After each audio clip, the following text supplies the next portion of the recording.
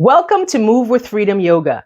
My name is Michelle, and in today's video, we're going to be talking about anatomy. But before we get started, please be sure to click that like button, share, and subscribe to this channel, Move with Freedom Yoga. I would love to have you as a part of the Move with Freedom Yoga family. Anatomy is about the structure of the body, muscles, bones, ligaments, tendons, how we move. Right, so the body is broken down into parts. Right, so we have right, left, top, bottom, side, middle. So we'll start with an anatomical position. And if you look in any textbooks that talk about anatomy, science of the body, it is, we start in an anatomical position. So the anatomical position is your feet planted on the floor, toes are pointed forwards, your feet are slightly apart, your palms are facing the side of the body, shoulders are down away from the ears. In yoga, it's also called mountain pose or Tadasana. From this anatomical position, we want to identify the mid part of the body, midline. So the midline is right in the center of your body, right where the breastbone is. So we have our pectoral muscles here, and then right in the center. So that is our center of our body. That is our midline. And we draw the midline from the clavicle down through the sternum or the breastbone and all the way down. It might intersect your belly button and then down to the pelvic area, separating our bodies right to left. This is also called the sagittal plane. So midline all the way down, separating your body from right to left is called the sagittal plane. Sagittal plane is responsible for anything that comes front and back. So if my body is split in half, my right side and my left side, going front and back. So any movement that happens in this direction, forward and backward. So maybe a curl or lifting the arms up overhead, anything that happens going forward and backwards, right side to left side, that is the sagittal plane. The second plane I'm going to talk about is the frontal plane. So the frontal plane, we'll talk about the front of the body. It separates us in half. So if you were to cut your body from the top all the way through the sides and separating your body front and back, that is the frontal plane. The frontal plane is responsible for movements going side to side, laterally, side to side. So if I lift my arms out like in a T position, that is the frontal plane. The last plane is the transverse plane. That separates the body top to bottom. And that, we can say that starts at about the belly button. So we're separating the top half of the body from the lower half of the body. And that is responsible for movement forward and backward. So flexion and extension of our spine, that is in the transverse plane. There's also rotation. So from the hips, we rotate side to side.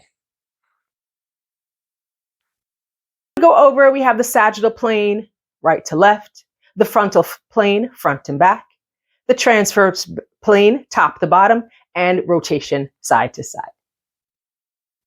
The midline of the body is the center where your breastbone is, but then the lateral side is the outer part of your body. So on the side. So lateral means sides. Midline, medial, lateral, side. If I was to lift my arms laterally, I'd lift them to the side. Lateral raises. So we also should be familiar with proximal and distal. Proximal and distal is referring to how close we are to the midline of the body. So if I lift my right shoulder out to the arm out to the side laterally, my deltoid is proximal to the midline. My fingers are distal or away from the midline. Your fingers and toes are distal or further away from the midline, whereas your belly or your ribs are proximal or closer to the midline of your body. So we have distal, further away, distance, proximal, closer. All right, let's talk about our muscle structure. So in general, large muscle groups that we use in everyday movement and in yoga, we'll talk about our muscles of the thighs or quadriceps, muscles of the back of the leg, hamstrings. We also use our use our whole body, but our calf muscles and our bones in muscles in the front of the body, or the shins. All the muscles of the feet are used. All right, so I'm speaking, of course, in general terms. We use the muscles of our hands, forearms, biceps, and triceps. The yoga class is not meant to be an anatomy lesson per se, but it's really good to have a general knowledge of anatomy, where our bones and muscles lie in relationship to the postures or the asanas that we present during classes.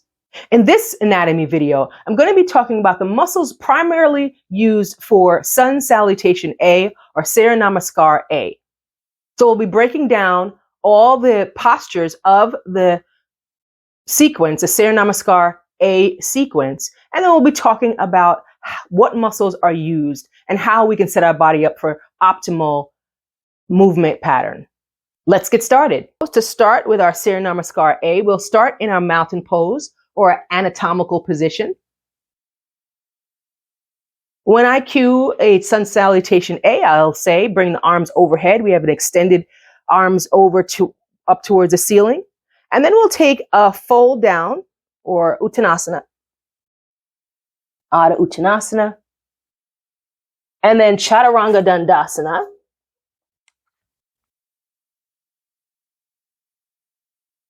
Urdhva Mukha, and then downward facing dog, Adha Mukha.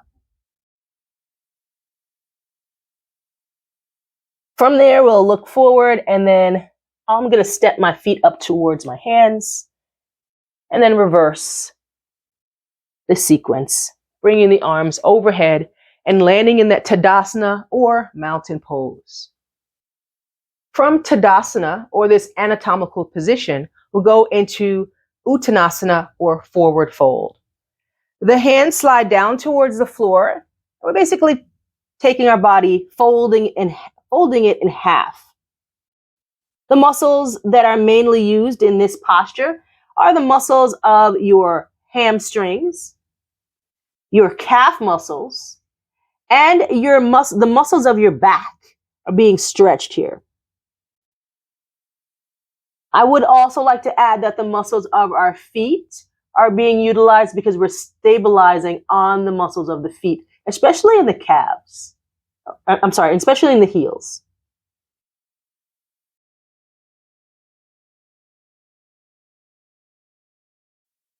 From our forward fold, we go down into our Chaturanga Dandasana. So I'm going to start in the top part of the Chaturanga Dandasana, or sometimes we'll call this a top of a push-up. The back body, hips, glutes, hamstrings, calf muscles, muscles of the arms. And then when you bend the elbow, your triceps are the primary muscles that's going to keep your body up, along with your chest and your serratus muscles by your ribs.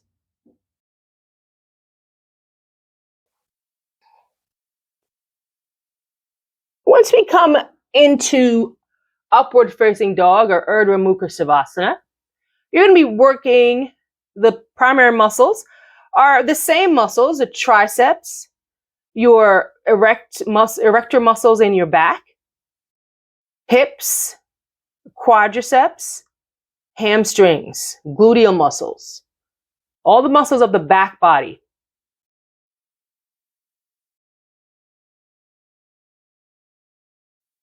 From our Urdhva Mukha Savasana, we'll go into Adha Mukha Savasana or downward facing dog. In your downward facing dog, the primary muscles that are engaged are the gluteal muscles, the hamstrings, and the calves. The upper body, you have your deltoids, your lats in the in the lateral part of your back, and the muscles of your hands.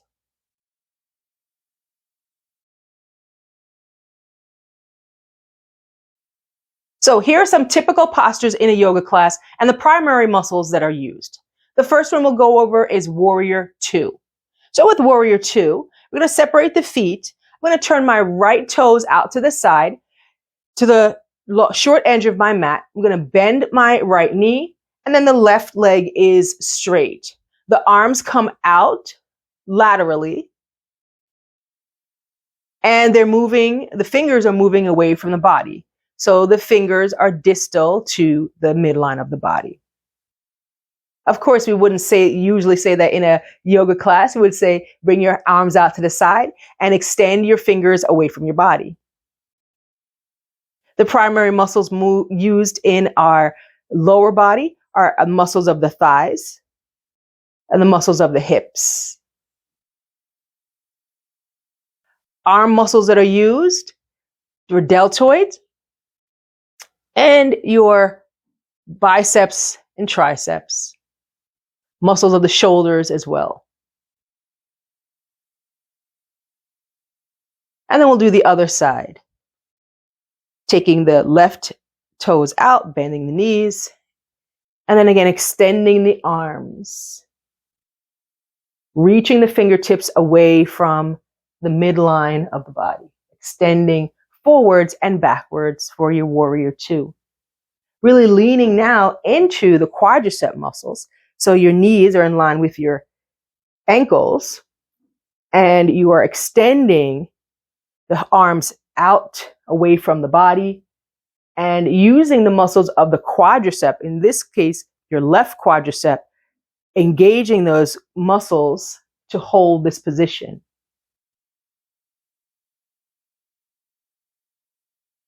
And then to come out, take the hands by the side, turn the toes forward, and we'll bring the feet together back to that anatomical position, mountain pose, Tadasana. Another posture that I'm going to go over is Vrikshasana or tree pose. Right foot to left calf, and then we'll take the hands to prayer position in front of the breastbone. Here, we're working on balance on the left side, left leg. The muscles that are primary stabilizers are the muscles of your feet, the muscles of your quadricep, and the muscles of your calves. The hips muscles of the hips and glutes are also working. So your core muscles are working as well to hold your body up in this tree pose. During a class, I tend to use general terms and not get into the minutia of muscle names. I use general terms, thighs, glutes, hips.